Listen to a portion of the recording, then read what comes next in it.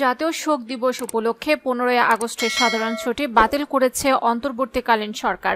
মঙ্গলবার সন্ধ্যায় অন্তর্বর্তীকালীন সরকারের প্রধান উপদেষ্টা ডক্টর মোহাম্মদ ইউনূসের সভাপতিত্বে অনুষ্ঠিত সভায় এই সিদ্ধান্ত নেওয়া হয়। এর আগে 15 আগস্টকে জাতীয় শোক দিবস হিসেবে পালন না করার সিদ্ধান্ত নেয় দেশের ক্রিয়াশীল 34টি ছাত্র সংগঠন। ছাত্র সংগঠনগুলোর সঙ্গে বৈষম্য বিরোধী ছাত্র আন্দোলন লিয়াজো কমিটির বৈঠকে এই সিদ্ধান্ত হয়েছে।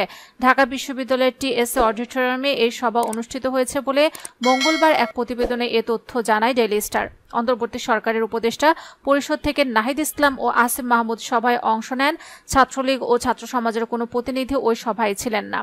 এক সংবাদ বিজ্ঞপ্তিতে জানানো হয়, ছাত্র জনতার অভ্যুত্থানকে সংহত করতে আগামী 1 মাস ক্যাম্পাসগুলোতে কোনো ছাত্র সংগঠন আলাদা করে কোনো কর্মসূচি দেবে না। আন্দোলনের ব্যানারে তারা ঐক্যবদ্ধ থাকবে। এ সময় ছাত্রলীগের কোনো নেতাকর্মী ক্যাম্পাসে অবস্থান করতে পারবে না। শোক দিবসের ব্যাপারে বলা হয়, 15 আগস্টকে জাতীয় শোক দিবস হিসেবে পালন না করার বিষয়ে সর্বসম্মতভাবে সিদ্ধান্ত গ্রহণ করা হয়েছে। উপস্থিত সব ছাত্র সংগঠনের প্রতিনিধি এসব সিদ্ধান্তের সঙ্গে লিখিতভাবে একমত পোষণ করেছেন।